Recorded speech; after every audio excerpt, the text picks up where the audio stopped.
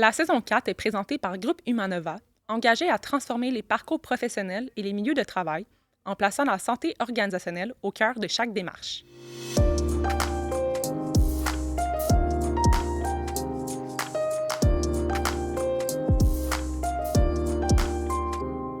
Anne-Claude Paris, bienvenue sur le RH Podcast. Merci. Bienvenue. Je suis contente d'être ici, merci. Oui. Merci du déplacement aussi. Puis... C'est rien, là. Ça me tentait de venir vous jaser. Là. J'écoute beaucoup vos épisodes, puis c'est vraiment le fun. On est vraiment contente. Ouais. Je pense que ça va être un sujet très intéressant. On est là pour parler de leadership au féminin, leadership en général aussi, mais basé vraiment sur les forces. Ouais. On a tendance souvent à comme vouloir améliorer ça dans le quoi qu'on est moins bon. Ouais. Mais tu sais, de vouloir miser sur nos forces, c'est quelque chose, je pense, qui est à bénéficier là, beaucoup. Fait que ça va être vraiment intéressant de jaser. Avant de rentrer dans le sujet, tu voulais-tu un peu te présenter? Oui. Qui es-tu, ton parcours, tes intérêts, etc. Ouais. Parfait. Ben moi, je suis une passionnée de l'humain, mais de l'humain en organisation, de l'humain aussi, on va se le dire. Mais ma passion, c'est que l'humain soit sur son X, puis que les organisations mettent en place les structures, les façons de faire, les façons de collaborer pour que chaque personne soit assise sur la bonne chaise au bon moment de sa carrière. Donc, c'est le développement organisationnel, dans le fond. Là. Fait que, puis là, je suis entrepreneur aujourd'hui. J'ai cofondé une firme de développement organisationnel qui s'appelle Sismic. Mais j'ai un parcours quand même atypique. Puis j'aime ça quand même le présenter pour voir aussi qu'il n'y a pas juste une track pour, tu sais, même dans une carrière. Je pense que peut-être aujourd'hui, c'est plus le cas. Moi, tu sais, je vais dire dans mon temps, mais franchement, ça me vieillit, mais en tout cas, tu sais, c'était quand même une carrière un peu plus linéaire. Ouais. Puis, fait que moi, j'ai étudié au HEC. Dans le fond, j'ai fait un bac en gestion, puis en ressources humaines. Puis j'ai travaillé 20 ans en organisation, dans des rôles RH évolutifs, tout ça. Jusqu'à... Moi, quand je suis sortie de l'université, puis on pourra peut-être en reparler tantôt, on verra en parlant de leadership au féminin, mais quand je suis sortie de l'université, moi, je voulais être VP RH d'une grande entreprise. Là. Je rêvais déjà... Moi, je viens de Victoriaville, là, tu sais, puis je rêvais grand, là, tu sais. Puis j'y suis arrivée à un moment donné, mais ça a été mon chemin à moi. Puis je trouve que c'est ça, le lien avec les talents aussi.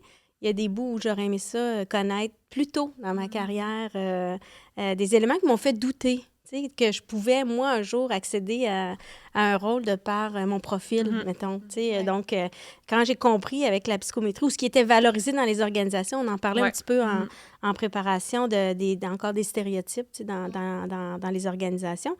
Puis moi, ben, j'ai été comme un petit peu élevée dans ça, là, tu sais, dans un leadership, je vais dire, puis je vous l'ai dit tantôt, mais pour moi, le leadership, il est non genré. Là. Fait que j'ai mis dans mon parcours organisationnel, mettons, tu sais, c'était quand même encore les compétences, je vais dire, de type masculine qui prenaient encore beaucoup de place dans le leadership.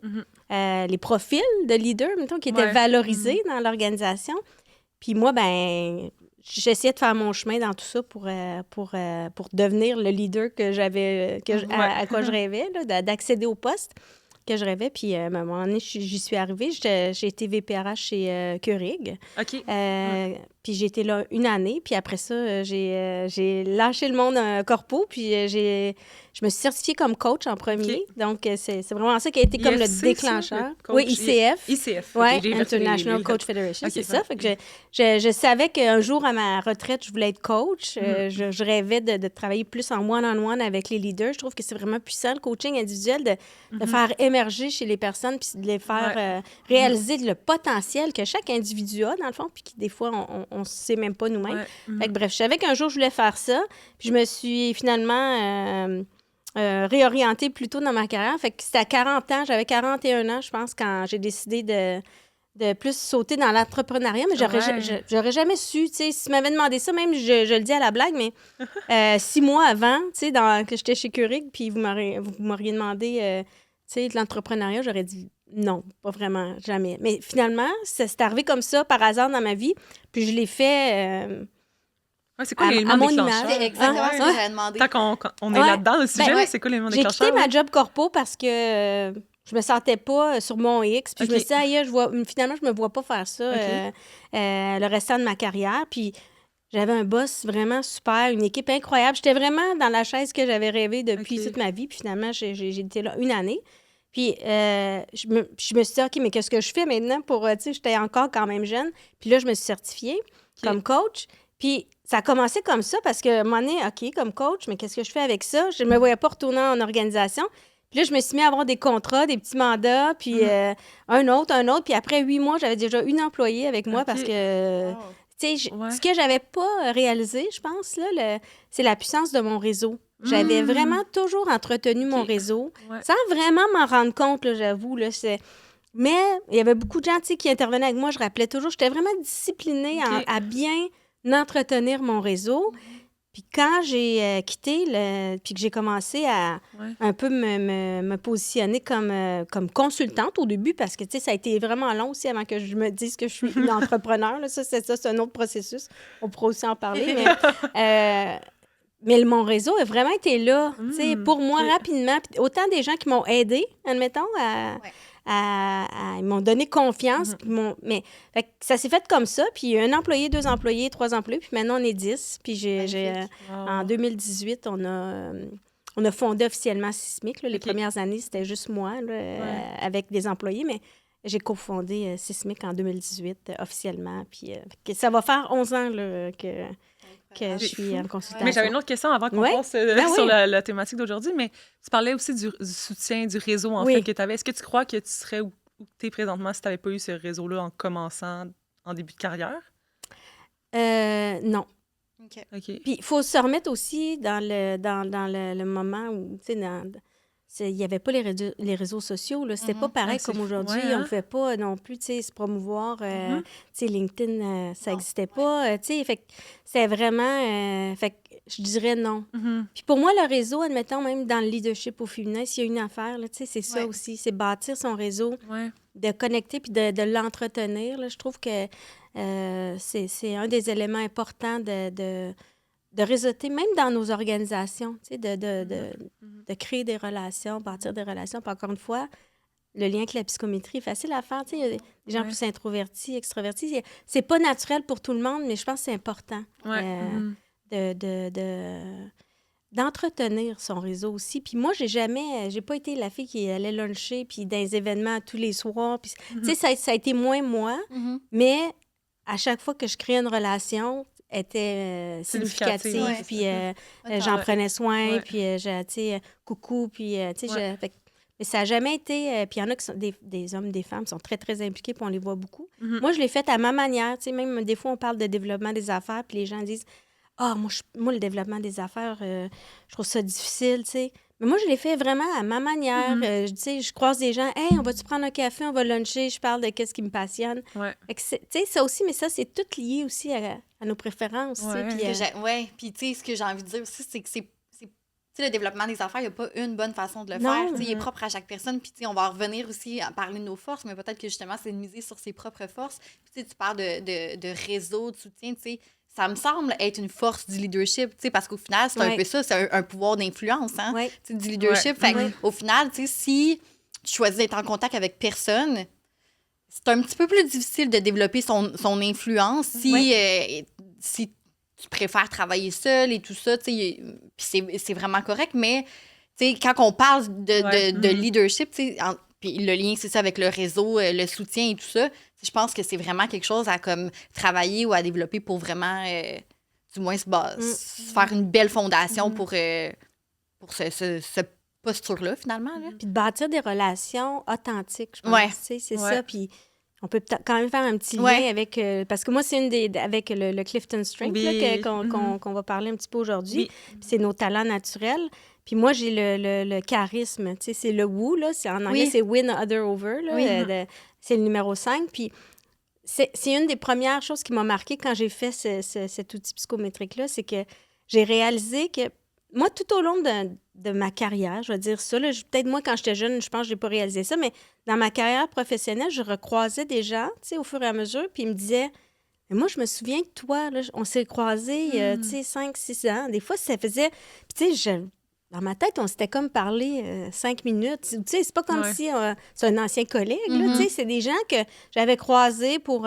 puis ils me disaient, ah, je me souviens de toi, puis X, Y, Z, puis, tu sais, des souvenirs précis. Puis je me disais, hey, moi, je m'en souviens presque plus. En fait, je cherche encore des fois dans ma... Puis je me suis rendu compte que ça, c'est le talent charisme qui fait ça, c'est de créer de façon très naturelle une relation de confiance puis d'authenticité tout de suite et facilement.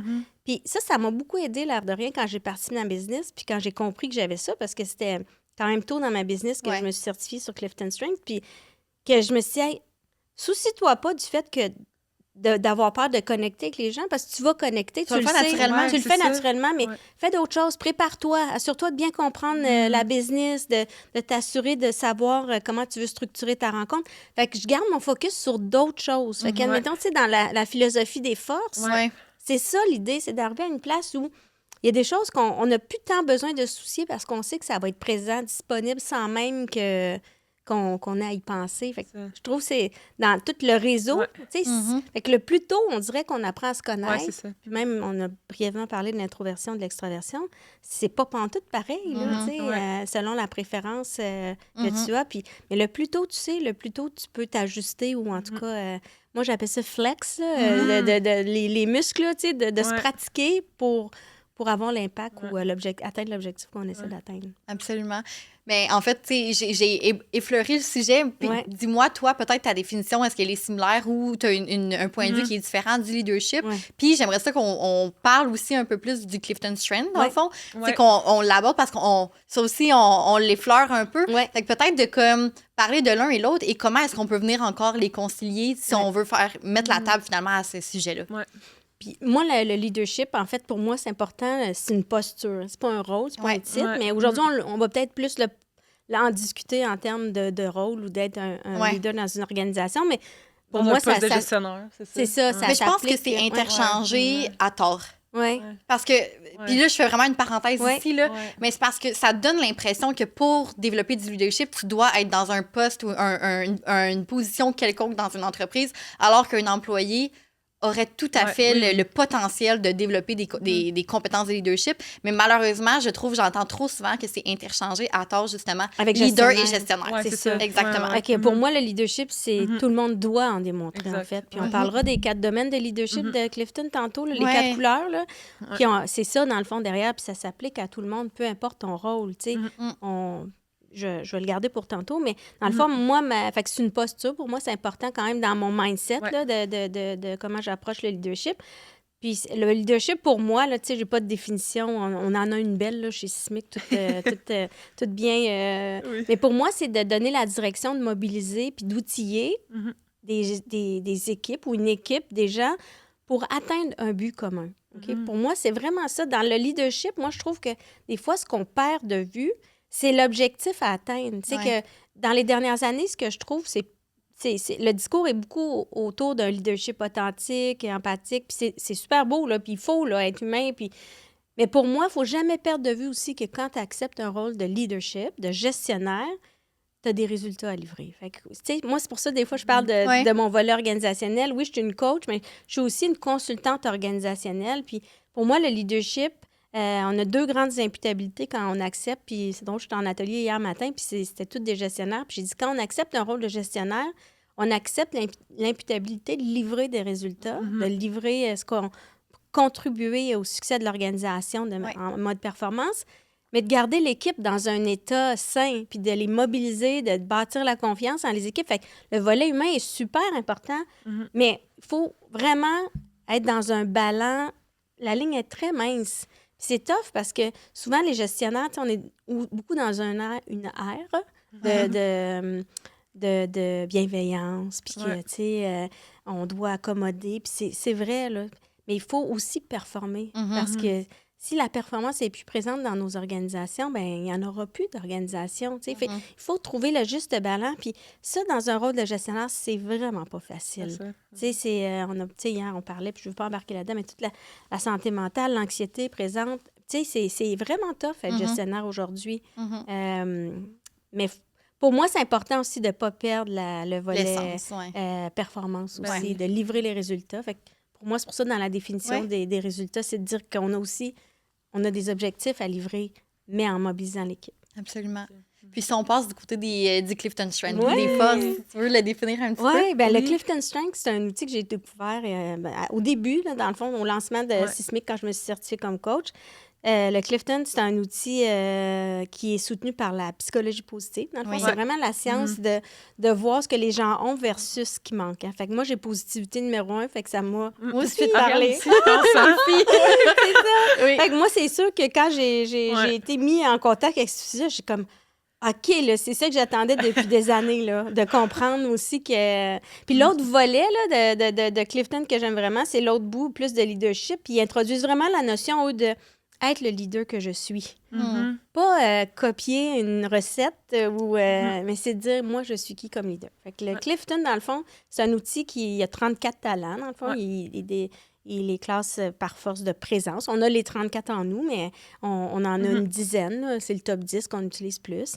Puis l'idée, c'est que c'est notre zone de génie là-dedans. Là. C'est là que la science nous dit utilise plus ces volets-là de ta personnalité ou essaie d'être le plus possible dans ces volets-là, dans ces talents-là, versus, par exemple, ton bottom 5, là, les derniers talents. Assurer que... C'est pas de les oublier, là, nos faiblesses sont là pareil. Moi, je dis toujours les neutraliser. Est-ce qu'elles nuisent? Tu sais, si j'ai pas de discipline, pas de focus, sont toutes dans mes derniers talents, est-ce que ça nuit à moi ou à mon équipe, tu sais, dans un rôle de leadership? Tu sais, c'est vraiment ça, le ballon. Si ça nuit pas, souvent, c'est parce qu'on a développé d'autres choses. L'outil, comme tel, c'est vraiment un outil qui nous amène à avoir la meilleure version de nous. Puis c'est là où est-ce que c'est le fun, on est moins stressé, c'est plus facile, ça nous demande moins d'efforts. Moi, c'est ça que je travaille beaucoup en psychométrie aussi. C'est pas... Quand on apprend à se connaître ou on apprend nos talents naturels, nos compétences naturelles, ben ça nous demande moins d'efforts de jouer là-dedans. Donc, c'est pas qu'on n'est pas capable de faire les affaires qui sont plus loin, mais mettons, si j'ai discipline très bas, ben faut que ça me demande plus d'efforts. Quand je dois être rigoureuse, disciplinée, suivre des échéanciers, c'est plus demandant pour moi. Je suis capable quand même de le faire, mais si je suis beaucoup dans mon rôle, dans des qui sollicitent beaucoup mes talents moins naturels, ben je risque d'être fatiguée puis d'avoir moins de fun dans ma job. Est-ce que tu souhaiterais donner des exemples de talents au public qui nous écoute pour que ça soit peut-être un petit peu plus concret pour le public? On prend-tu les nôtres ou qu'est-ce qu'on fait? Ben oui, on peut prendre les nôtres. Oui, ça pourrait être intéressant de justement peut-être les aborder. Puis je suis certaine, en fait, je sais qu'on en a plusieurs aussi en commun. Fait que ça va permettre aussi de faire un overview finalement de certaines forces. Puis en même temps, ben, les gens peut-être qui sont curieux pourront aller passer le test. Puis, c'est un outil qui est disponible en ligne. Absolument. Fait que les gens peuvent le faire directement. Je pense directement. que c'est coûteux par contre. Hein? Oui, il y a un prix. Oui, c'est ça. Puis ça, en fait, c'est appliqué au travail. Hein? Ben, non, pas nécessairement. Le Clifton, il mesure vraiment nos préférences naturelles individuelles. Dans la vie de tous les jours. Oui, puis même quand on fait le test, là, s'il y a comme 20 secondes pour répondre à chaque question, pour enlever justement le billet de trop réfléchir. Tu sais, il y a vraiment... Fait que non, c'est... Naturellement, instinctivement, qu'est-ce que... Spontanément. Ouais. Fait que c'est vraiment ça. Mais c'est applicable à la vie, mais ça peut se généraliser au travail? Ah oui, on peut. Moi, on l'utilise au travail. Il y a même des grilles d'équipe. Il y a plein d'outils qui l'amènent dans le travail, mais c'est pas... Ça nous décrit pas, nous, juste dans le travail. Ça nous décrit, nous, en général. Puis l'objectif, c'est d'être la même personne partout. Puis ça, c'est un défi. Là, on sent des fois qu'on a besoin de s'adapter au travail, mais pourquoi? L'idée, c'est de pouvoir être soi-même partout. Ça fait partie tous des concepts de psychologie, sécurité psychologique, d'être en confiance dans notre environnement et tout ça, mais on n'a pas besoin de nécessairement de parler de ça. Mais pour moi, la psychométrie, c'est ça que j'aime. Dire, pourquoi tu sens le besoin de t'adapter quand tu viens au travail? Ou parce que souvent, quand les gens... encore hier matin, quelqu'un m'a dit... moi, je me suis reconnue, mais plus chez moi. OK? Qu'est-ce qui fait que tu prends pas cette puissance-là au bureau? Ou que tu t'en rends peut-être pas compte, puis des fois, les collègues peuvent dire, ben oui, c'est tout à fait toi. C'est ça l'idée, d'être le plus possible, d'être moins en adaptation, parce que c'est ça qui demande beaucoup d'énergie. Oui, c'est ça.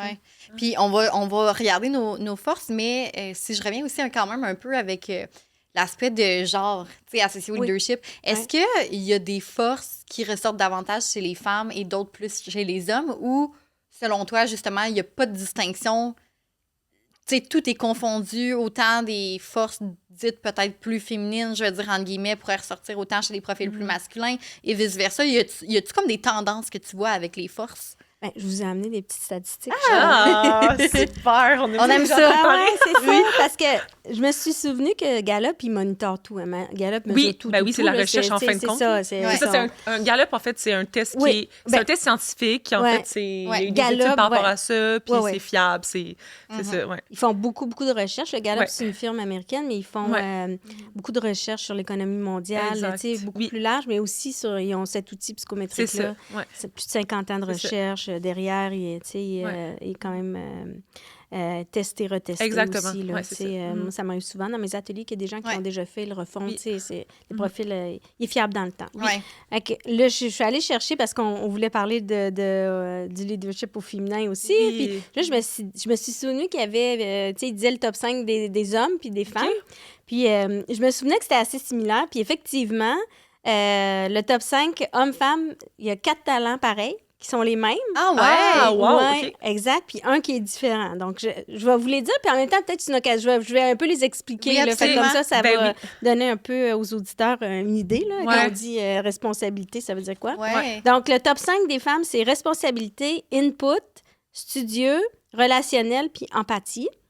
Celui des hommes, c'est studieux, en fait. Responsabilité, réalisateur, donc c'est lui qui est différent, relationnel et input. Donc, le talent qui diffère, c'est empathie pour les femmes, puis réalisateur pour les hommes. Fait que puis c'est drôle parce que c'est peut-être mais en gros, c'est pareil. Absolument. Puis on parlait un peu tantôt de stéréotypes, justement, puis dire pourquoi... Je pense qu'il y a un bout qui a été vraiment acquis puis inculqué aussi dans la différence entre les hommes puis les femmes ou en milieu de travail, en tout cas, parce que quand on regarde le brut, la data à la base, les profils sont super similaires, sauf l'empathie puis réalisateur, mais c'est rien, là, sur... Puis responsabilité, ben juste pour nommer un petit peu c'est quoi le talent puis à quoi ça ressemble comme résultat. Responsabilité, c'est la parole est d'or. Il y a comme un engagement psychologique, personnel à faire ce qu'on dit qu'on va faire. Donc, c'est comme s'il y a un grand sentiment de loyauté. Fait que c'est des gens qui sont vraiment fiables. Puis s'ils disent qu'ils vont faire quelque chose, ils vont le faire. Input, c'est cette capacité de rétention d'informations puis de la réutiliser stratégiquement. Fait que c'est des gens qui ont une grande mémoire. Ils accumulent beaucoup d'informations puis stratégiquement, ils peuvent la réutiliser. J'avoue que moi, j'étais surprise de voir ça au numéro 2. Mais l'autre, c'est studieux, grande curiosité, veut tout savoir surtout, pose plein de questions. Souvent, les gens, ils entrent en relation même avec studieux parce que on n'a pas parlé des domaines, mais studieux, c'est un talent qui est plus lié à la réflexion stratégique, donc qui amène une curiosité intellectuelle, dans le fond. Là, Puis des fois, les gens, ils ont pas de talent ou peu de talent dans le développement des relations, mais ils ont studieux. Puis je leur dis toujours, c'est probablement studieux qui te rendrait curieux des autres, entrer en relation avec les autres, même si théoriquement, c'est un talent intellectuel, c'est ça, exactement. Mais il te fait entrer en relation de par ta curiosité. Puis des gens qui vont être très intéressés envers l'autre personne, même si on est moins dans la facilité de bâtir des relations. Fait que, tu sais, on fait tout, mais à notre manière. C'est ça l'idée de la psychologie. J'avais une question sur ça, dans le fond. Est-ce qu'on connaît les rôles des gens qui ont rempli les... Non, ça, c'est général. OK, parce que j'étais comme peut-être qu'il y a des talents plus spécifiques à des gens qui sont en poste de gestion. C'est pas lié... OK, si on connaît dans pas... la population générale. OK, parfait. Oui, exactement. Okay. Puis relationnel, c'est un talent de bâtir des relations vraiment individuelles, profondes, juste meaningful, là, mais qui a du sens. Oui, c'est ça. Mais tu sais, de prendre le temps de connaître la personne, mais en plus petits groupes, one-on-one. Fait que souvent, c'est des gens, tu sais, parce que le relationnel, souvent, on dirait que c'est des gens qui voudraient être en relation avec tout le monde, fait que c'est pas le cas. Puis l'empathie, on connaît plus l'empathie. Puis réalisateur, du côté des hommes, celui qui est différent, réalisateur, c'est une préférence qui nous amène à toujours vouloir faire quelque chose, cocher des cases. On est en action, puis on accomplit beaucoup de choses. Puis c'est des gens qui ont naturellement une grande énergie. Donc, d'accomplir des choses toute la journée, tout le temps, les fins de semaine. Ils ont des to-do list. Ça, c'est réalisateur? Réalisateur. Je pense que c'est une de mes talents. Moi, j'étais comme, attends, je veux juste aller voir. C'est moi parce que... C'est achiever, c'est ça. Je pense que j'ai ça. Je pense que... Ouais, ça se peut. Il y a toujours c'est mon deuxième. Ouais, c'est ça, pour toi puis pour les autres. C'est drôle. Oui, mais je suis curieuse quand même en lien avec ça, mettons... Ben là, je pense que ça tend à changer, tu sais, avec la recherche, avec les discours qu'on a et tout ça. Mais pourquoi, mettons, peut-être historiquement, on a eu tendance à genrer le leadership si au final, mettons, les forces sont quand même similaires pour les hommes et les femmes? Finalement, c'est, ben, tu sais, on revient à cet aspect-là de posture que n'importe qui peut avoir du leadership, mais quand même, tu sais, on essaie de déconstruire ça que, tu sais, dans des rôles de gestion, il y a peut-être majoritairement plus des hommes et tout ça, puis ça vient avec du leadership aussi. Et comme on disait, on interchange encore une fois leader, gestionnaire. Fait que, tu sais, comment t'expliquerais ça qu'on a eu tendance à genrer ça? Puis là, après ça, ben, ça va être comment qu'on peut le déconstruire, mais... Ouais. Ben, je pense que c'est historique. Là. C'est juste, c'est historiquement, puis j'ai pas le détail de l'évolution, admettons, mais tu sais, dans les organisations, même moi, là, j'ai commencé à travailler dans les années fin 90, on va dire comme ça. Puis, tu sais, la plupart des postes de haute direction, c'était des hommes, là. Il y en avait quelques-unes des femmes, mais il y en avait pas beaucoup. Puis, tu sais, c'est pas si loin que ça, là, les années 90, là, je veux dire, c'est... Puis tu sais, même nous, quand on définissait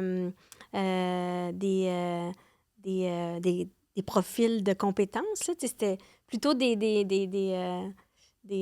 compétences, moi j'appelle ça de type masculine, là, qui avaient été démontrées par les hommes beaucoup de voir le futur, de drive for results, innovation, être capable de mettre des objectifs clairs, d'être stratégique. Il y avait comme tous des profils un peu plus rouges, là. Je vais dire ça comme ça, là, dans les couleurs, là, les tests psychométriques. C'était beaucoup ça, les profils, tu sais. Puis moi, c'est pour ça que je me reconnaissais moins là-dedans, parce qu'après, j'ai compris que finalement, tu sais, mes premiers talents de type rouge, là, tu sais, mais dans le Clifton Strength, je pense que c'est numéro 15, là, tu sais. Mais puis je vivais dans un environnement qui valorisait beaucoup le profil, je vais dire, un petit peu plus masculin là, de compétences. Tu sais, des compétences un peu plus, tu sais, business. Tu sais, ça a pris plusieurs années après pour introduire des compétences ou tu sais, comme l'empathie, l'harmonie, l'authenticité, la vulnérabilité. C'est venu, ça fait pas si longtemps, là, tu sais, que c'est perçu comme un leadership porteur, tu sais, d'avoir des compétences, je vais dire de type plus féminine, mais en même temps, on le voit, c'est très sauf l'empathie qui ici est féminin, mais tu sais, peut-être que... on a juste le top 5. Peut-être qu'elle est sixième, tu sais, on sait pas. C'est ça, exactement. Là, pour moi, j'aime moins ça aller dans le genre. Pour moi, c'est plus... Puis j'écoutais un podcast en m'en venant d'une femme, une entrepreneure québécoise qu'on connaît bien, puis elle démontre tout ce que je viens de décrire. Là, fait que, pour moi, il n'y a pas... je pense que c'est culturel ou ça a été ancré dans... Ça vient de comment... le rôle traditionnel, puis on le défait un petit peu, puis... Mais c'est long, parce que j'ai amené d'autres stats, là, de Stats Canada. En date c'était en 2025. Seulement 36 % des postes de gestion sont occupés par des femmes. Puis 31 des postes, 31 % des postes de haute direction occupés par des femmes. Mais plus tu montes dans la hiérarchie, moins il y en a. Moins il y a de femmes. Ça, c'est dans les études. Mais tu sais, c'est comme... On n'est pas proche d'être à la parité. Là, non, c'est ça.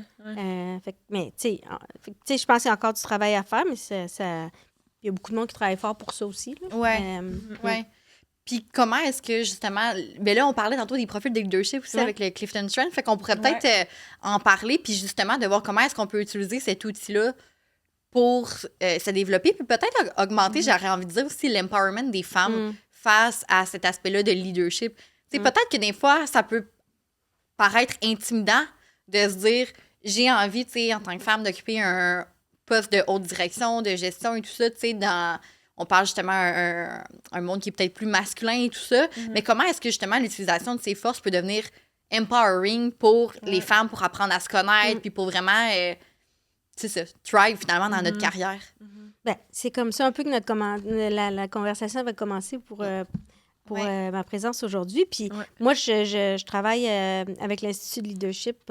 J'anime, je fais partie de la cohorte Femmes Leaders, puis dans cette cohorte-là, moi, mon atelier, c'est être la leader que je suis, dans le fond. Puis pour moi, c'est pour ça que j'aime la psychologie positive, c'est que ça défait, en fait, le mythe du leader parfait, historique, là, qu'est-ce que ça prend de type plus rouge. Puis Gallup a introduit dans un livre qui s'appelle Strength-Based Leadership le concept, justement, de comprendre qui tu es comme personne. Puis après ça, applique les principes de leadership. Tu sais, puis on parlait avec... j'écoutais l'épisode que vous aviez fait avec Simon Grenier. Puis il parlait des styles de leadership, puis que c'était peut-être pas le bon angle. J'étais vraiment contente d'entendre ça, parce que pour moi, aussi, c'est ça. C'est comme... Apprenons à se connaître, puis après ça, il y a des comportements à mettre en place. C'est pas nécessairement un style, mais c'est plus des préférences de qui nous sommes, puis de développer ça. Puis dans Femme Leader, c'est ce qu'on fait. Dans mon atelier, comment je l'ai bâti, c'est que la première portion de l'atelier, c'est de dire, c'est quoi mes grandes forces naturelles, puis c'est où que je suis la plus puissante dans ma vie, mais dans mon rôle, tu sais, de gestion, parce que c'est souvent des gestionnaires qui sont dans les cohortes. Puis après ça, OK, comment j'applique les comportements? Là, nous, on parle de gestionnaire coach. Comment je mets ça dans mon style à moi? Puis comment je m'assure de m'entourer de gens qui vont venir me compléter dans les choses qui sont moins faciles. Puis hier, je l'ai encore dit, puis c'était un groupe mixte, là, hier, c'était pas une cohorte de femmes. Puis j'ai dit, il n'y a personne dans la vie qui a les 34 talents dans son top 10. Il n'y a personne de parfait, on se comprend, là, tu sais, on est qui on est. Puis le plus vite on apprend à vivre et accepter la personne qu'on est, puis de travailler avec nos grandes forces, bien, c'est là que ça nous propulse. Fait que pour moi, c'est souvent, tu sais, je pense, puis peut-être pas souvent, mais en tout cas, dans l'atelier qu'on donne à Femme Leader, c'est de dire, on ne va pas copier le style de nos collègues masculins, ni de nos collègues féminins. C'est dire, moi, qui je suis comme leader. Ça, c'est vraiment à la base de qu'est-ce qu'on fait chez Sismic, puis même dans les organisations, même les organisations ils ont des grandes forces. Eux autres, même comme organisation, là, d'utiliser la psychologie positive pour faire ressortir le meilleur puis s'appuyer là-dessus. Mais je trouve qu'au lieu de partir d'un modèle dit performant, de compétences ou de profil, tu sais. Mais est-ce que tu penses qu'il y a encore place à amélioration dans les entreprises ou dans la société sur l'acceptation que chaque profil unique a sa place en tant que leader ou en tant que gestionnaire? T'sais, est-ce que nous, on en parle, on vient le déconstruire et tout ça, mais est-ce que tu penses que justement, ça mérite d'être encore plus abordé parce que on a beau dire chaque profil est beau, qu'on accueille tout le monde dans les organisations ou qu'on veut promouvoir tout le monde dans des postes, exemple de gestion, mais que dans les faits, on a quand même en tête peut-être certains comportements plus masculins ou comme on a quand même encore ce stéréotype-là en tête c'est inconscient, les attentes qu'on a. Fait que est-ce que tu penses qu'on doit travailler encore cette acceptation-là, finalement, de profils peut-être plus féminins, plus atypiques ou plus personnalisés, finalement? Ouais. Je pense plus personnalisé, j'aime ça, d'être le leader que je suis, peu importe, là, tu sais. Fait que la réponse, c'est oui. Il y a encore du travail à faire. Parce que souvent, on développe un modèle de compétences, tu sais, qui correspond pas à tout le monde, dans le fond. L'idée, c'est d'être ouvert aux différents profils, mais c'est pour ça que c'est important de faire du développement de leadership, de bâtir, dans le fond, les attentes qu'on a envers un gestionnaire. C'est quoi qu'on veut que le gestionnaire livre comme résultat, autant au volet de la mobilisation de son équipe, mais puis d'y aller en termes plus d'attente. Puis là, après ça, de revenir vers le profil, dire comment on va, dans le fond, comment le gestionnaire va atteindre ces attentes-là à travers qui il est. Puis c'est ça, le développement basé sur les forces, dans le fond. Là. C'est aussi une approche de dire, confirme le résultat attendu, puis après ça, laisse les gens trouver leur propre chemin. Tu sais, puis c'est... fait que je dirais que oui, il y a encore du travail à faire dans les organisations. Puis ce matin, j'étais en coaching avec une gestionnaire, puis elle avait eu un atelier d'équipe récemment avec son équipe. Puis le grand gestionnaire, il est venu se présenter, puis il parlait du profil Nova. Là, puis lui, il était plus du type bleu, qui est plus un type... Puis là, je le connais moins, mais analytique, hein, c'est ça. Puis une employée de l'équipe a dit, elle dit, je trouve ça le fun de voir que c'est pas nécessairement un profil rouge, parce que dans ma tête, pour être un bon gestionnaire, il fallait que tu sois plus rouge. Fait que c'était encore ancré dans la mémoire collective. Je sais pas comment rouge dire. Rouge qui est plus axé sur les résultats. Juste pour qu'elle... Oui, c'est ça. Mais il y a comme quelque chose qui est resté imprégné dans le... Ça tend à changer. Par contre, là, nous, on travaille quand même avec plusieurs entreprises en développement de leadership, en planification de la relève. Tu sais, on fait beaucoup de design organisationnel. Puis, Mais il y a encore comme quand même des stéréotypes, je pense, qui sont des biens conscients. Oui, ben, c'est ça, mais je fais le parallèle tantôt, ce que tu mentionnais, qu'avoir les deux, la performance, puis également, tout ce qui est les relations humaines, le côté plus humain, je pense que oui, il y a encore du chemin à faire. Dans un sens, parfois, il y a des entreprises qui sont peut-être plus dans la partie de l'objectif qui était d'aller vers les objectifs communs, le but commun. Parfois, c'est peut-être un peu trop mis de l'avant. Puis il y a un côté qui est un petit peu oublié, alors que dans d'autres entreprises, c'est peut-être l'inverse. Fait que c'est d'avoir ce juste équilibre-là. Puis on le sait pas comme gestionnaire. C'est tough être gestionnaire présentement dans les organisations. Puis, il y a tellement de changements. Quand tes employés sont peut-être épuisés, à bout, les rôles sont pas clairs, puis tu veux pousser la machine, comment tu fais? Il faut les former. Puis juste le courage d'avoir une conversation difficile. Puis ça, je sais que vous en avez beaucoup parlé, mais c'est pas naturel, c'est pas facile pour tout le monde. Puis le plus on comprend justement que pour certaines personnes, c'est encore moins naturel, il faut les aider, les accompagner, puis maintenir cet équilibre-là entre, mobilisation de l'équipe puis performance organisationnelle, de jouer nos deux rôles comme gestionnaire. Puis ça, c'est homme ou femme, là, Mais j'ai quand même une question en lien avec ça, puis probablement, c'est peut-être nos biens inconscients, encore une fois. Est-ce qu'une femme... Par exemple, dans un poste de gestion, une femme qui a un rôle de leadership, tout ça, qui demande la performance de son équipe, est-ce que ça peut être mal interprété ou mal perçu versus si un homme le demande? Parce que instinctivement, on associe les femmes peut-être à un côté plus doux, empathique, humain, versus l'homme peut-être un petit peu plus cartésien, direct, dans l'action et tout ça. Fait que est-ce que t'entends tout ça, toi, dans ton expérience, ou t'as-tu déjà lu des trucs par rapport à ça que, justement, quand c'est une femme qui est peut-être plus direct ou qui a des attentes plus hautes de performance, est-ce que ça peut être mal perçu ou comme, voyons, y a-tu des commentaires par rapport à ça? T'as-tu remarqué des trucs? Moi, je le vois pas tant, mais moi, je vis avec les lunettes roses de la positivité. Oui, je comprends. Mais, fait que je vais dire, moi, je vois pas ça tant que ça, puis dans mon expertise, parce que je coach aussi des gestionnaires individuellement, puis je travaille avec des gestionnaires, mettons, quand on fait une grosse transformation organisationnelle, il y a des décisions vraiment difficiles à prendre. Moi, je vois autant d'hommes là, qui ont de la misère à prendre ces décisions-là, puis d'avoir les conversations courageuses. Ils ont peur de blesser, eux autres aussi. Là. Des fois, c'est... Fait que moi, je trouve qu'honnêtement, ça, je le vois moins, mais je sais que ça existe, puis on en parle beaucoup, là, même dans la littérature, où on l'entend souvent. Moi, je te dirais que je vois moins ça.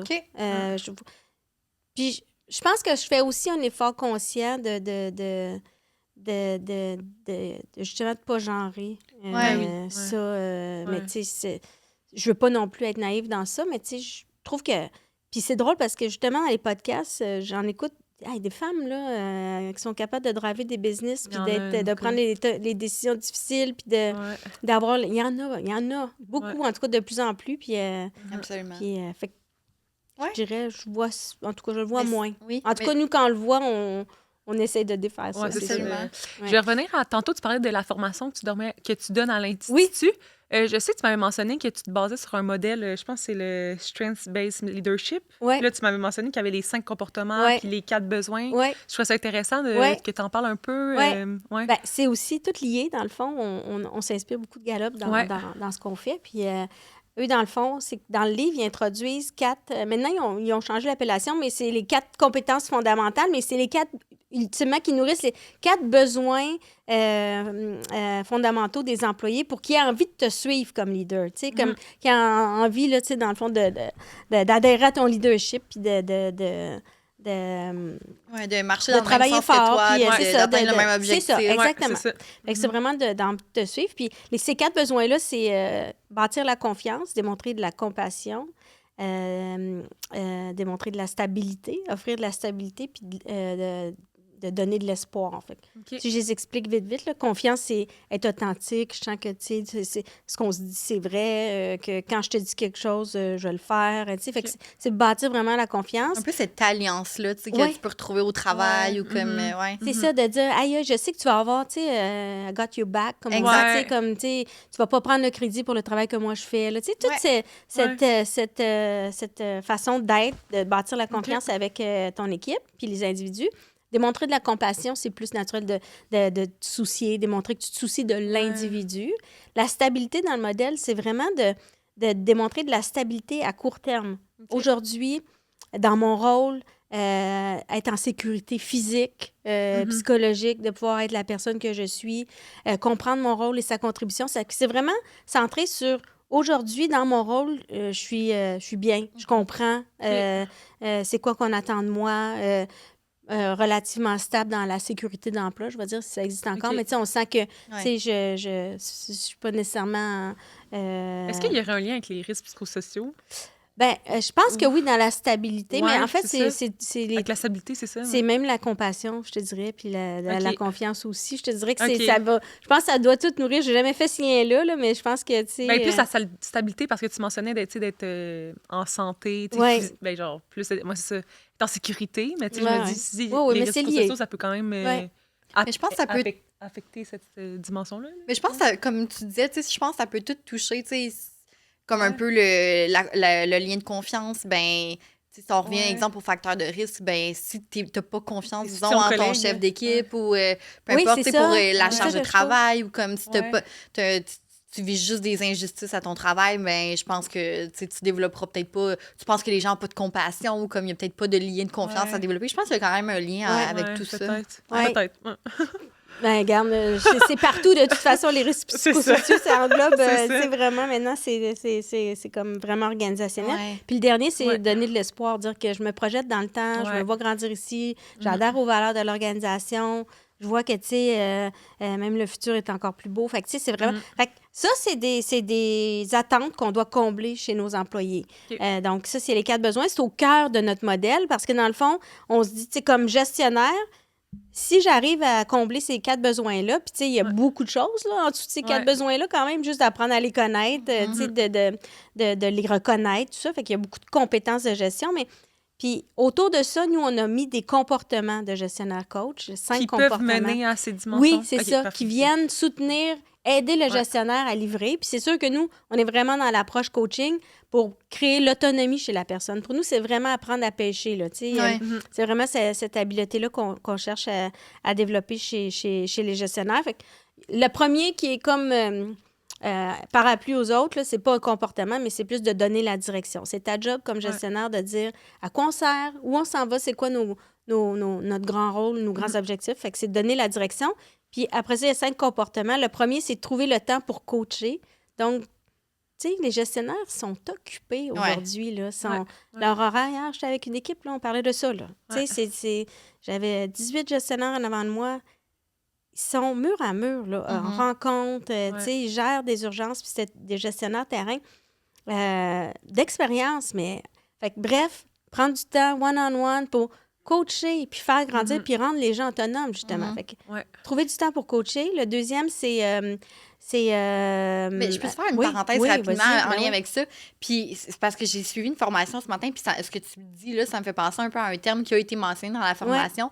Tu sais, les gestionnaires, mettons, avec techniquement, selon leur rôle, ce qui est attendu d'eux dans une entreprise, tu sais, oui, il y a tout cet aspect-là, stratégie, puis, tu sais, bon, s'assurer que l'équipe fait le travail. Mais là, on parle, tu sais, de cet aspect-là de coaching, puis comme de développer des liens avec leurs employés, tout ça. Mais est-ce que tu penses que, justement, considérant aussi le contexte dans lequel on est en ce moment, on parle plus de gestionnaire de crise?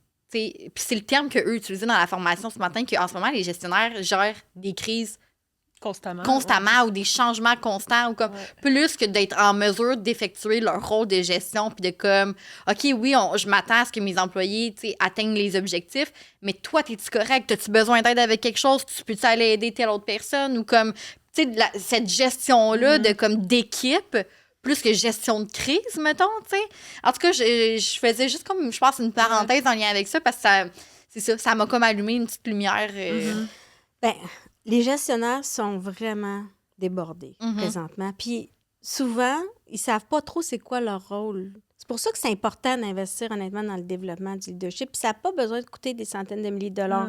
Mais tu sais, de vraiment venir outiller les gestionnaires. Mais moi, tu sais, c'est sûr qu'on parle d'outils. Là. Pour moi, trouver le temps pour coacher, c'est une priorité. Puis c'est pour ça que c'est le premier. Parce que quand tu prends le temps dans ton agenda de faire des statutaires, des one-on-one, tu sais, à l'agenda, tu évites beaucoup de crises en amont parce que tu t'attrapes les choses plus tôt. Puis c'est ça on en parlait justement hier là, avec l'équipe avec laquelle j'étais. Des fois, on a l'impression que prendre du temps one-on-one, c'est « My God, comment je vais faire pour mettre ça dans mon agenda? » Mais ça va vite que l'effet domino embarque parce que j'attrape justement toutes les petites choses, les petits, peut-être, débuts de conflit. Tu sais, les conflits, les gros conflits, ils viennent tous de petit quelque chose souvent. Là. Tu sais, ils commencent des différences d'opinion, tu sais, un qui embarque sur le rôle de l'autre. Fait on attrape beaucoup de choses dans les statutaires. Mais ils doivent être à l'agenda prévu. Puis souvent, ce que ça fait, c'est que je sais que mon emploi, que moi, je voudrais parler de quelque chose à mon gestionnaire, mais c'est pas urgent pour aujourd'hui. Je le mets dans ma liste. Fait que je vais y en parler juste. Fait qu'au lieu de dire hey, à mon gestionnaire puis de venir cogner à sa porte, ben je le mets dans ma petite liste. Puis je sais que dans 2 semaines ou dans une semaine, je vais y parler puis je vais lui en parler là. Fait que ça aide beaucoup avec l'organisation du temps. Même si, au départ, ceux qui n'ont pas de rencontre officiel, ils trouvent ça tough parce que d'intégrer ça à ton agenda. Fait que ça, c'est le premier comportement. Le deuxième, c'est personnaliser son approche. Donc, apprendre à connaître mes personnes individuellement. Parce que chacun de nous, on est différent. Puis moi, je ne vais pas vouloir être reconnue ou développée ou un processus disciplinaire. J'ai pas les mêmes façons de capter l'information ou de vouloir grandir ou d'être développé. Donc, le gestionnaire doit apprendre individuellement, puis même bâtir la confiance avec chacun des individus, c'est différent. Après ça, c'est poser des questions ouvertes. Ça a l'air super simple, mais c'est vraiment tough. Fait que je sais pas, vous autres, vous apprenez sûrement ça, là, de poser des questions ouvertes pour que la personne trouve ses propres réponses. Puis c'est ça la base du coaching. Hein? C'est vraiment d'amener la personne à trouver ses propres outils pour créer l'autonomie. Ça aussi, c'est... La méthode coach, c'est pour rendre les gens autonomes puis moins dépendants de toi. Parce qu'en gestion, souvent, ce qu'on pense, c'est qu'on est obligé de donner les réponses. C'est ça notre job, d'avoir toutes les réponses, mais c'est pas ça. C'est de... Redonner du pouvoir aux employés. Oui, du pouvoir, puis de... faire confiance à leur intelligence. C'est ça, c'est exactement ça. Puis je pense aussi que ça permet peut-être aux gens, aux chefs d'équipe, je sais pas, qui veulent trop pour leurs employés, de pouvoir avoir, mettons, ces questions ouvertes-là qui sont plus axées vers l'autre, mais c'est quand même un filet de sécurité de toi de se dire je vais pas me surengager émotionnellement dans la situation de l'autre personne. C'est plus une question que je te pose pour que tu trouves tes propres solutions basées sur ta réalité à toi, sur ta carte du monde à toi, qui n'est pas la mienne. Exactement. Fait que c'est comme... c'est cette barrière-là de... Je suis avec toi, je t'accompagne, je suis engagée dans notre relation, mais je suis pas surengagée parce que ça t'appartient, cette situation-là. Ça va me faire plaisir de t'accompagner pour que tu trouves ta solution selon ta réalité. Mais, tu sais, moi, la limite est là, finalement, aussi, entre... c'est ça. Puis l'affaire, c'est quand on fait ça, puis c'est la psychologie positive, elle nous amène là aussi, c'est qu'on impose ou on partage notre façon de faire à nous. Tu sais, puis ça veut pas dire, OK, juste de poser des questions ouvertes puis du tout donner de solution, mais c'est juste de peut-être changer notre approche, de dire, dis-moi où t'en es dans ta réflexion par rapport à cette problématique-là. C'est quoi ton réflexe? Parle-moi-en. Ouais. Puis, qu'est-ce qui est vraiment important quand on commence à poser des questions ouvertes, c'est de laisser du temps. Laisser un vide. Réfléchir, hein? Exactement. Parce qu'une question ouverte, scientifiquement, ça déclenche la réflexion. Tu peux pas répondre juste oui ou non. Une question ouverte, je l'ai peut-être pas dit, mais c'est une question qui ne se répond pas par oui ou par non, dans le fond. Là. C'est une question qu'on doit... Fait que ça déclenche la réflexion dans notre cerveau de venir être obligé de dire... Tu sais, l'exemple banal, c'est est-ce que tu vas bien ou comment tu vas? Tu sais, est-ce que tu vas bien? Oui. Tu pars dans le corridor, c'est fini. Je sais pas vraiment si je vais bien ou non. On s'est croisés. Puis c'est très mécanique aussi comme question-réponse. Mais tu sais, si vous observez, puis peut-être pas vous deux, parce que peut-être vous avez été plus sensibilisés à ça, mais quand on s'observe, on pose presque juste des questions fermées, donc qui se répondent par oui ou par non. Fait que les gens vont souvent dire, ils vont élaborer, là, ils diront pas juste oui. Tu sais, comment, est-ce que tu vas bien aujourd'hui? Oui. Maintenant, ils vont dire oui, j'ai un beau week-end. Mais c'est plus machinal versus comment tu vas, mais tu es obligé de venir en dedans de toi, de dire hey, comment je vais? Fait que dans le fond, c'est ça. C'est pour ça que ce comportement-là est important pour venir déclencher la réflexion puis à aider à pas dépendre juste de moi pour les solutions parce que c'est toi qui es sur le terrain. avec le quotidien de soit dans une usine ou peu importe. C'est toi qui as les réponses bien plus que moi. Mais je pense qu'en organisation, on est quand même inconsciemment conditionné à trouver des solutions. Absolument. C'est ça l'objectif au final. On veut atteindre un but quelconque. Il va y avoir des problèmes inévitablement sur le chantier, on peut dire ça comme ça. Donc, on est conditionné à ça. Fait que on dirait que c'est comme contre-intuitif en coaching de poser des questions pour ne pas donner de réponse à l'autre. C'est super tough. Moi, j'ai été formée comme coach, là, puis je pense que c'est ce que j'ai trouvé le plus difficile. Puis ça m'a fait tellement réaliser à quel point, quand j'étais dans mon rôle RH, j'étais pas en mode coaching. T'sais, on dit qu'on coach les gestionnaires, mais j'étais vraiment en mode donner les réponses. Mais on est programmé comme ça, dans le fond. Notre cerveau, il veut donner les réponses. Il se sent utile, il se sent bien, c'est valorisant, je suis capable.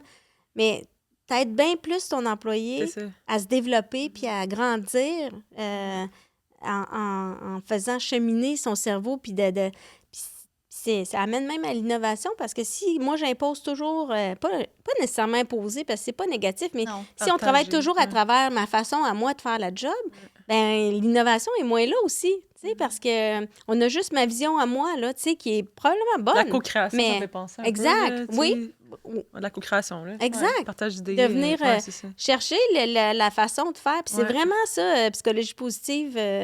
C'est une approche vraiment... C'est ça qu'elle veut, la psychologie positive, de clarifier c'est quoi l'objectif, puis après ça, laisse la personne travailler avec ses... Puis coach-la. Aide-la à faire émerger ses propres façons de faire, idées. Puis là, c'est poser des questions ouvertes. Après ça, c'est... écouter pour comprendre et non pour répondre. Donc, ça aussi, c'est difficile, je pense. Non, mais ça aussi, c'est tough. Parce qu'on est... Mais c'est un peu lié parce qu'on veut tellement répondre qu'on n'écoute même pas ce que la personne dit parce qu'on présume de où elle s'en va. Mais la personne, elle s'en va peut-être pas là où nous, on interrompt, on veut pas, on laisse pas la personne finir. C'est que ça, c'est vraiment une compétence aussi. Mais il y en a pour qui c'est facile, mais... Ça, c'est vraiment une compétence à développer, l'écoute. Puis le dernier, c'est donner un feedback porteur de sens, dans le fond. Fait que d'avoir le courage aussi de donner le feedback pour aider les gens à grandir, à se développer. Puis pour moi, je le dis tout le temps, là, puis vous l'avez sûrement eu sur le podcast, le feedback is a gift. Là. C'est comme... c'est un cadeau, le feedback, parce que ça fait grandir, puis ça démontre de la confiance.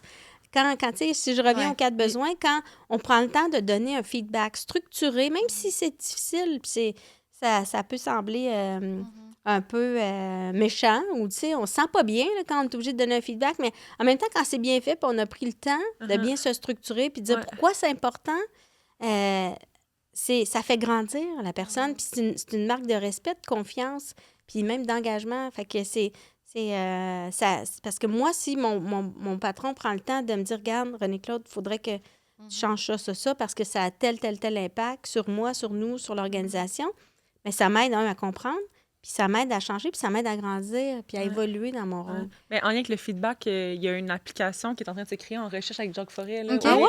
Par rapport au feedback, je pense que c'est Sophie. Ça commence par un N ou quelque chose comme ça. C'est Nimble? Oui, c'est ça. C'est ça? Oui, je pense que c'est ça. Ça se peut. Oui, pour savoir comment donner du feedback. C'est comment bien donner du feedback. Ah, ben ça, c'est parce super que précieux. C'est ça. Ça rentre en plus dans les comportements. Oui, pour nous, c'est ça. En fait, donner du puis feedback. C'est difficile. La réalité, c'est que c'est difficile, mais quand tu as pris le temps de coacher, tu connais, tu as pris du temps à ton horaire, tu as appris à connaître la personne, tu comprends, qu'est-ce qui est important pour elle, qu'est-ce qui peut la toucher, puis, tu sais, qu'est-ce qui va la driver aussi à changer, pourquoi c'est important. Tu poses des bonnes questions pour comprendre, t'écoutes.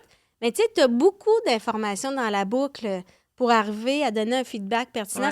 Ça devient tout ça, tu sais, aide à ce que bâtir la relation de confiance ou est-ce que, tu sais, je vais te donner un feedback peut-être dur, mais qui va t'aider pour le restant de ta vie. Là. Je suis sûre que vous en avez, vous autres aussi, des moments, peut-être déjà, où quelqu'un vous a dit quelque chose, puis dire hey, « je me souviens vraiment très précisément de cette chose-là, puis ça m'a aidé beaucoup dans tout le restant de ma carrière. » Mais c'est que ça confronte des choses que tu pensais pas de toi aussi. J'ai l'impression quand tu donnes du bon feedback, mais ça te fait cheminer après. C'est dur de recevoir. C'est nous, quand on donne, on a des petites formations sur le feedback, puis on parle aussi de recevoir, de développer les gens à recevoir le feedback, puis de l'accepter, puis de l'intégrer. c'est aussi une question d'ego. Puis c'est pas facile, là, Ouais. tu sais, de Mais se c'est pas faire dire... en même temps, recevoir, mais si tu le demandes pas, est-ce que toi, pour toi, tout le monde devrait être ouvert à recevoir du feedback? Parce que, tu sais, je me dis, parfois, t'es pas dans une posture de recevoir le feedback, tu sais, selon ton état ou selon le contexte, tu sais.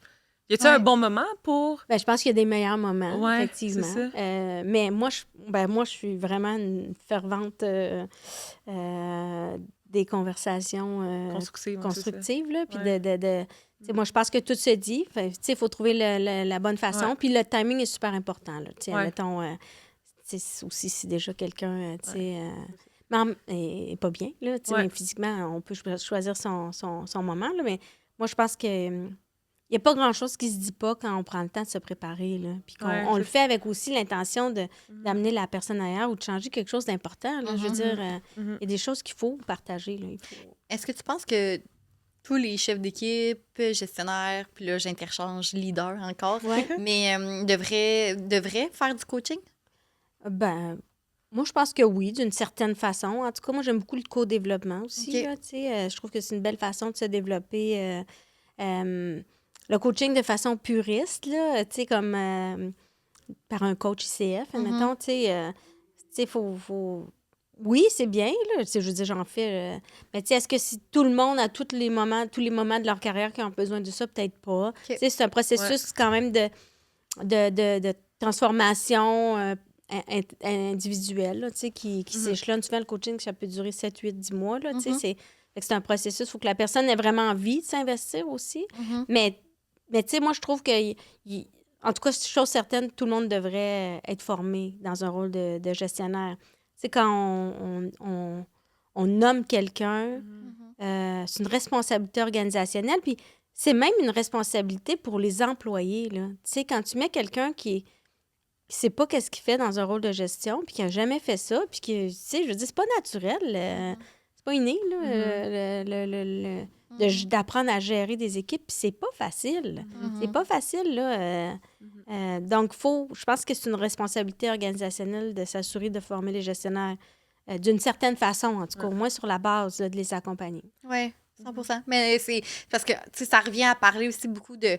Bon, tu sais, d'apprendre à se connaître. On parlait des forces, là, on parle de coaching, tu sais, fait que c'est une autre manière de développer cette conscience-là, puis cette auto-réflexion par rapport à ça. Fait que, tu sais, puis là, après ça, bon, il y a la transmission, tu sais, justement, tu sais, comment cette posture-là peut se développer pour les employés, là, finalement. Fait que, en tout cas, c'était comme le petit lien que je voyais aussi, là. Mais... J'avais une question par rapport au Clifton Strength, que je trouvais très bonne, d'ailleurs, dans nos questions qu'on avait comme préparées.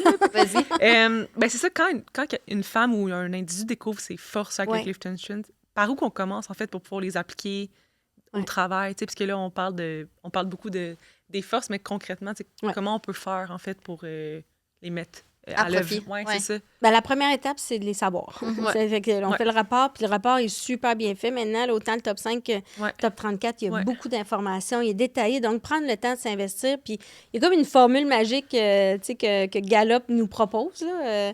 C'est nommer... Je le sais plus en anglais. Okay? C'est name it, claim it, aim it. Okay? Name it, c'est nommer vos talents. Apprendre à savoir, à comprendre qu'est-ce qu'ils veulent dire pour moi. Puis, tu sais, je reviens à mon atelier d'hier, mais c'est tout ça, c'est tout sorti. Mais, tu sais, deux personnes peuvent avoir la même force puis pas l'appliquer de la même manière parce que c'est en interaction avec le reste de ma personnalité. Fait que, tu sais, il l'explique bien là, quand on fait le test.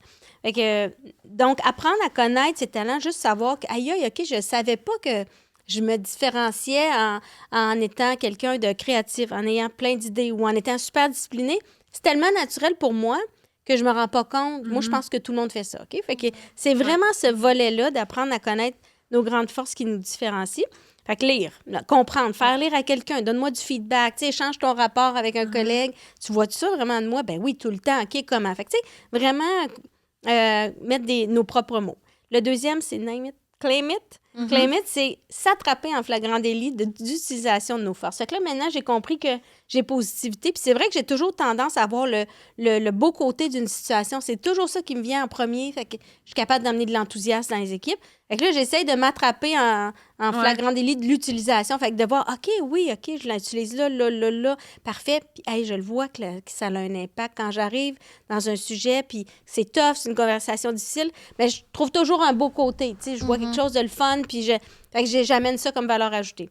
Puis après ça, c'est aim it, ça veut dire les utiliser intentionnellement. Fait que là, je me connais. Puis l'exemple que je vous donnais tantôt du charisme, à un moment donné, que quand j'ai compris que, tu sais, c'était ça qui se passait depuis, mettons, le début de ma carrière, que les gens, tu sais, je créais, sans m'en rendre compte, une relation super authentique et naturelle, bien, c'est quelque chose que j'ai pu à me soucier. Ou quand on a, mettons, une conversation difficile à avoir avec quelqu'un où on doit regagner un client, où on doit, amenez-moi, tu sais, dans la salle, là, je vais aller me présenter. Puis, tu sais, il y a des talents comme ça qui... Fait que, tu sais, c'est d'arriver à une place où je les comprends puis je suis capable de les mettre en action de façon intentionnelle. Donc, justement, discipline, idéation, tu sais, input. Moi, j'ai des collègues, là, 2 collègues qui ont input dans leur top 5, puis c'est fou comment elles se souviennent de tout. Tu sais, les projets qu'on a travaillés. Hey, on l'avait fait ça dans... Moi, je me souviens même plus qu'on avait fait un projet. Tu sais, mais, tu sais, fait que c'est de capitaliser sur ces forces-là,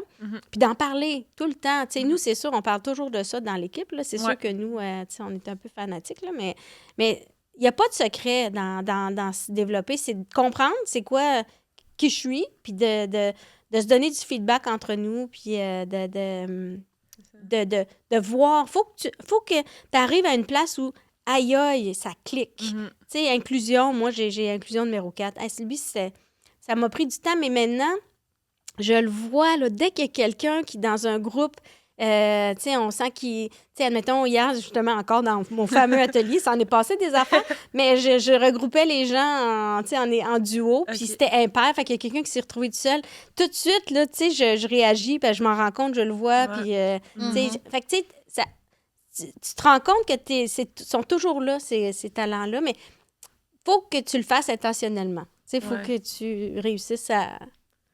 Mais c'est ça, c'est un travail qui se fait individuellement, mais après, c'est un travail aussi d'équipe. Je pense que tu utilises ça aussi dans tes formations pour que les gens apprennent à se connaître. Puis, par exemple, tu as des tâches, ben, tu peux passer à « Ah oui, mon collègue a tel talent, je pourrais peut-être optimiser son talent. » Puis c'est ça, tu sais. Oui, c'est ça. C'est pour ça que nous, tu sais, c'est le fun quand on le fait en équipe aussi. Tu sors la grille, puis tu fais... On donne toujours des petits cadres, des trucs comme ça, puis tu sais, pour que les gens apprennent à comprendre qu'il y a des affaires que, hey, tu sais quoi, peut-être que je peux te demander de l'aide parce que moi, c'est vraiment difficile de suivre un projet ou de bâtir, de même penser à une structure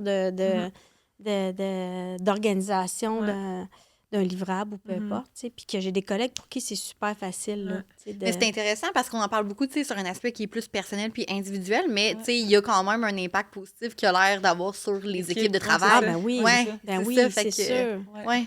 Nous, un de nos clients avec qui on travaille depuis super longtemps, là, Humano Médical, là, sont à Montmagny, puis eux, ils ont complètement introduit la philosophie sur les forces partout à travers l'organisation. Là, puis on a bâti un programme de leadership spécialement pour eux à travers, avec le Clifton, là, dans le fond. Puis c'est complètement imbriqué. Là, ils parlent en termes de talent, ils s'aident. Puis tout le monde dans l'organisation, ils font des sous-groupes, des comités de travail. Mais en lien avec ça, c'est ça. Mettons une organisation qui utilise pleinement ses forces, que chaque employé, finalement, comme va mettre à profit ses forces, ça ressemblerait à quoi? Grosse question. Oui, c'est ça. Là, c'est vrai que c'est une grosse question, mais je ne sais même pas comment répondre, mais ça ressemble à une compagnie qui... les gens sont plus mobilisés. Ça a un impact direct sur la mobilisation, mais c'est tout le monde comprend... je ne sais même pas comment répondre.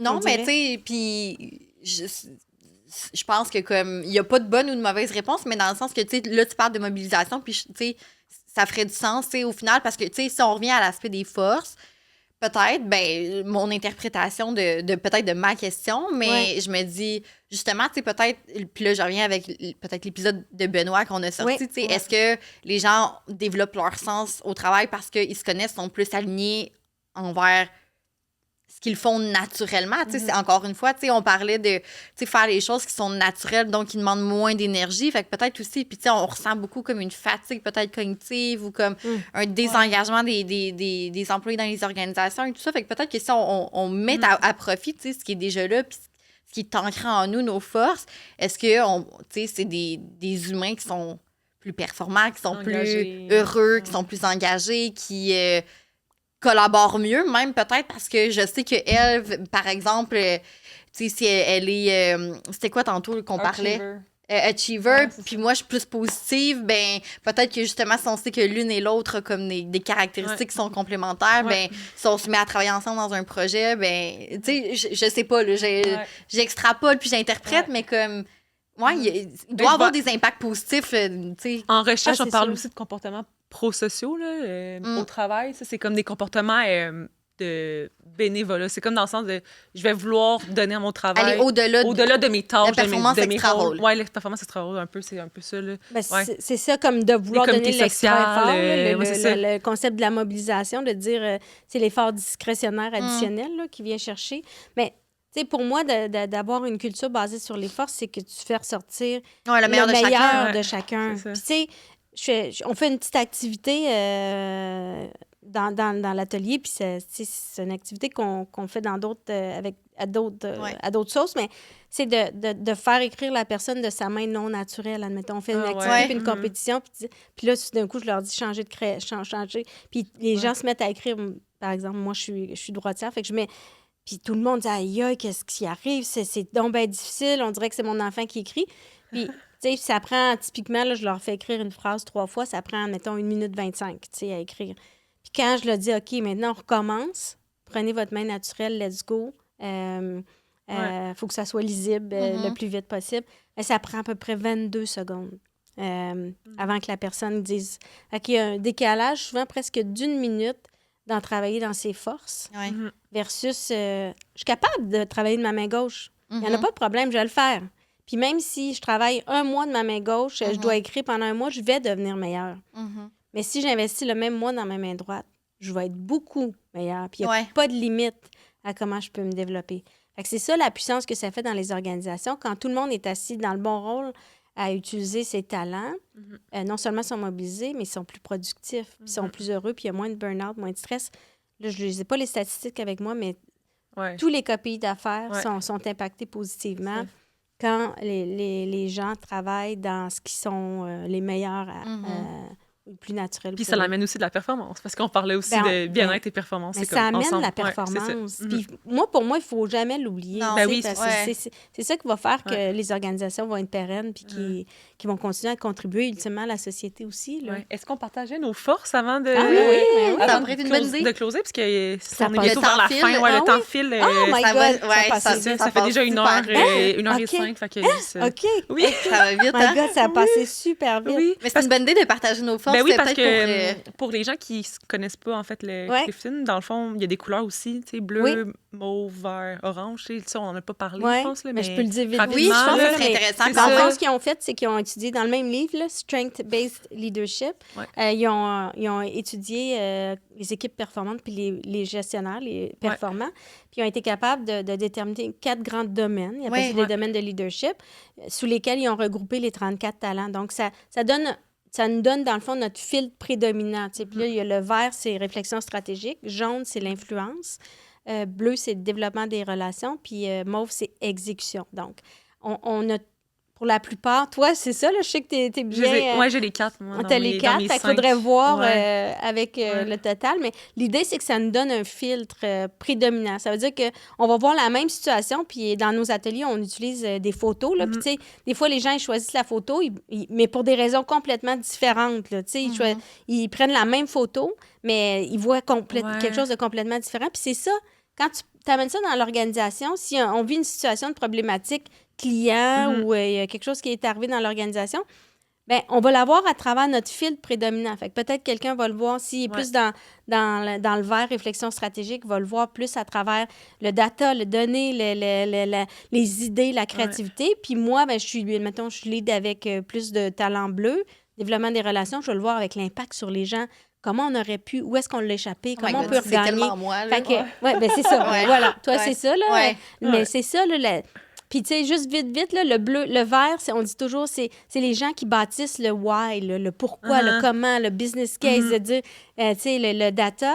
Le jaune, c'est influence, c'est ceux qui vont aller ouvrir les portes, le positionner, le faire voir l'équipe, donner de la visibilité au projet, nice. tu sais, vraiment en mode plus d'influence. Puis genre orange, dans le fond. Oui, c'est ça, il y a orange, ouais, c'est ça. Orange. Après ça, le bleu, c'est les gens qui vont mettre l'équipe en place. Ils vont venir mettre la colle pour livrer, dans le fond, pour aller chercher l'exécution. Il y a comme une chaîne, tu sais, puis ça prend les 4, puis on a les 4 en nous.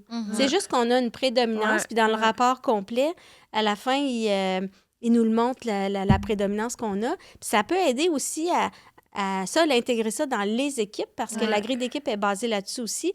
Fait qu'on voit, tu sais, admettons qu'il y a des gens qui sont prédominance réflexion stratégique, bien, on va impliquer des gens quand on a un problème complexe à solutionner. Mais après ça, tu sais, on a besoin d'aller le vendre ou de frapper aux portes ou d'ouvrir des portes. Mais peut-être c'est les gens plus avec des talents jaunes qui vont venir y aller. Puis, fait que, tu sais, ça, c'est les domaines, dans le fond. Je trouve ça full intéressant. Et toi, je pense que tu avais plus le bleu, hein? Oui, dans le fond, je peux lire les miens, juste les... Ben, je peux lire peut-être juste les grands titres parce que... Ben oui, juste les grands titres, là. Ouais, mais sinon, il y a comme une petite définition quand on clique dessus qui est pas trop longue, là. Okay. Mais le premier, un peu comme toi, René-Claude, je pense que c'est positivité, donc, les personnes à dominante positivité sont douées d'un enthousiasme contagieux. Elles sont optimistes et savent communiquer leur enthousiasme aux autres et les intéresser à ce qu'elles vont faire. Okay. Après ça, j'ai futuriste. Donc, les personnes à dominante futuriste s'inspirent de l'avenir et de ce qui pourrait être. Leur vision de l'avenir inspire les autres. Ensuite, je reviens dans le bleu, j'ai relationnel. Donc, les personnes à dominante relationnelle aiment entretenir des relations étroites avec les autres. Notamment, elles aiment travailler dur avec des amis pour atteindre un même objectif. Salut, Ève. C'est ta combienième, ça? 3e. Moi, c'est en première. OK. Ah, c'est ça. Ouais. Ensuite, j'ai connexion. Les personnes à dominante connexion sont convaincues qu'il existe des liens entre toutes choses. Elles croient peu aux coïncidences et pensent que les événements sont très rarement le fruit du hasard. C'est très moi. C'est toi. Et finalement, j'ai développeurs. Donc, les personnes dominantes développeurs repèrent et cultivent le potentiel des autres. Elles décèlent les moindres signes d'amélioration et ces derniers leur procurent une grande satisfaction. Fait que c'est très, très relationnel. Ah, c'est ça. Ouais. Moi, c'est très différent. Là. Ben, en fait, premier, j'ai relation. Là, ça, tu t'as mentionné. Le deuxième, j'ai Achiever. Ouais. C'est ça. Mais moi, réalisateur. Ouais, c'est ça. Je travaille fort. Puis, c'est ça, c'est une satisfaction à être occupée. Oui, exactement. Puis à être productive. Oui. Ensuite, j'ai futuriste. Oui. Tu as déjà donné la définition. Ensuite, en 4, j'ai focus. Oui. Fait que j'aime ça avoir une direction, puis la suivre. Rester puis concentré. rester sur la track. Oui. J'aime prioriser puis agir, c'est ça. Puis l'an dernier, j'ai Maximizer. Ouais. OK. Ça veut dire quoi, ça? Ben, en fait, c'est ça, je focus sur mes forces pour rester personnel avec mon développement, genre, puis mon excellence du groupe. OK. Maximisation, c'est un talent qui demande la perfection. C'est comme good is not enough. C'est comme ça doit être, en anglais, ils disent superbe. Là. C'est ça. Fait que ça doit être... Oui, into c'est something superbe. Superbe, c'est ça.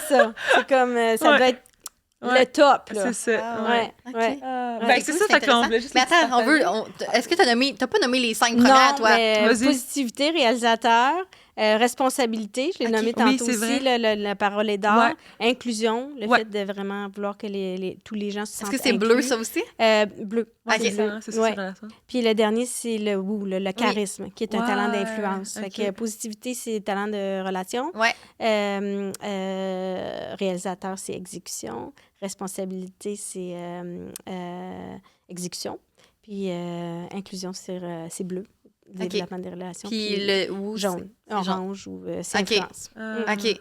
Ah, mais c'est pas Est-ce que c'est le vert qui serait Moi, j'en ai pas, le vert. OK, non, c'est ça. C'est comme... OK. J'ai studieux là, à 8, je pense, puis après ça, ça va OK. très loin. Ouais, moi, j'ai un vert. OK. Futuriste. Mais... Moi, ça m'a complexé longtemps, puis je veux pas encore repartir, mais j'ai compris que, tu sais quoi, je suis le leader que je suis. Exactement. Mais tu sais, dans l'organisation dans laquelle j'ai grandi, on valorisait beaucoup les talents verts. Là. On l'a dit rouge tantôt, il ne faut pas mélanger les gens dans les couleurs, mais tu sais, c'est la même chose. Là. C'est les talents plus directifs, contrôlants, moi, dans l'organisation où est-ce que j'ai passé une bonne partie de où je me suis développée comme gestionnaire, c'était ça. Puis je me sentais toujours, tu sais, comme, je vais y arriver jusqu'à temps que je fasse ça une fois partie de là. Fait que, tu sais, ça, je trouve ça dommage dans nos organisations. Je pense qu'il faut défaire ce mythe de c'est quoi un bon leader. Est-ce que tu avais une dernière chose à dire pour clôturer l'épisode? Apprenez à vous connaître le plus tôt possible. Moi, c'est ça. Moi, c'est, mettons, si j'avais envie de parler à ma young self, là, c'est de dire, tu sais, va chercher ta puissance. Là. C'est où tu es bonne, puis que même si tu es différente des autres, tu sais, je pense que j'aurais aimé ça, avoir confiance plus tôt dans ma carrière. Tu sais, j'étais super ambitieuse, mais tu sais, on dirait... Fait que, tu sais, pour moi, la psychométrie, c'est un outil, c'est pas tout, hein. C'est un outil parmi tant d'autres, mais je trouve que ça aide vraiment à accélérer la connaissance de soi. Fait que je trouve que c'est pas nécessairement coûteux, là. Ça n'a pas besoin de... Non. Puis c'est accessible. Il y a même des outils gratuits qui sont quand même bien. Ouais. Fait que pour moi, je pense que ça, même dans les organisations, de défaire les mythes, puis de faire en sorte que les gens, quand ils sont complémentaires, c'est une grande, grande force. Absolument. Mais souvent, la complémentarité, ça crée des conflits. Fait qu'il faut vraiment voir la complémentarité des personnes différentes, maintenant, des profils très différents. On parle pas le même langage, on vient d'un autre monde, mais de faire en sorte que dans nos organisations, le plus vite possible, on met ça à profit pour créer des environnements encore plus mobilisants et sains, mais aussi amener de la performance. Exact. Ouais. 100%. Ah, mais c'est un beau mot de la fin. Je pense qu'on est rendu au jeu meilleur. Absolument. J'avais quasiment passé à côté. Tout le monde est comme stressé de ça là, quand j'écoute les épisodes. Est-ce que tu connais les jeux meilleurs un peu?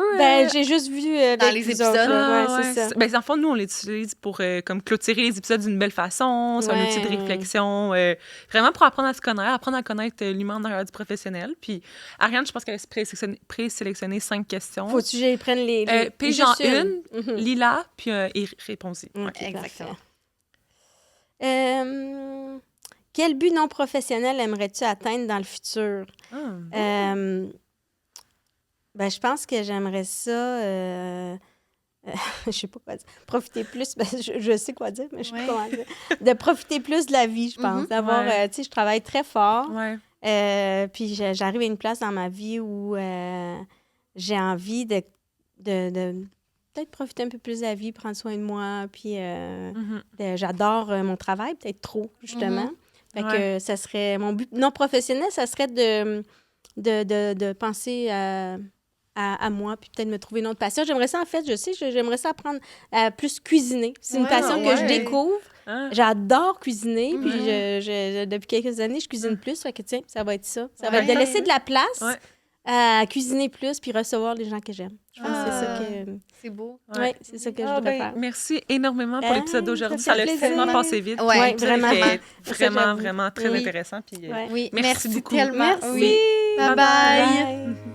Merci d'avoir été des nôtres pour cet épisode. On espère qu'il vous a permis de faire de nouveaux apprentissages ou du moins d'alimenter vos réflexions. Si vous avez aimé l'épisode, n'hésitez pas à nous laisser une note de 5 étoiles sur votre plateforme d'écoute préférée. C'est une bonne façon de soutenir le podcast. Pour découvrir plus de contenu des RH Podcast, suivez-nous sur Facebook, Instagram, LinkedIn et TikTok sous le nom de rh.podcast. Pour prolonger vos discussions, profitez d'un rabais de 15% sur les jeux de conversation meilleurs avec le code promotionnel RH. À très bientôt!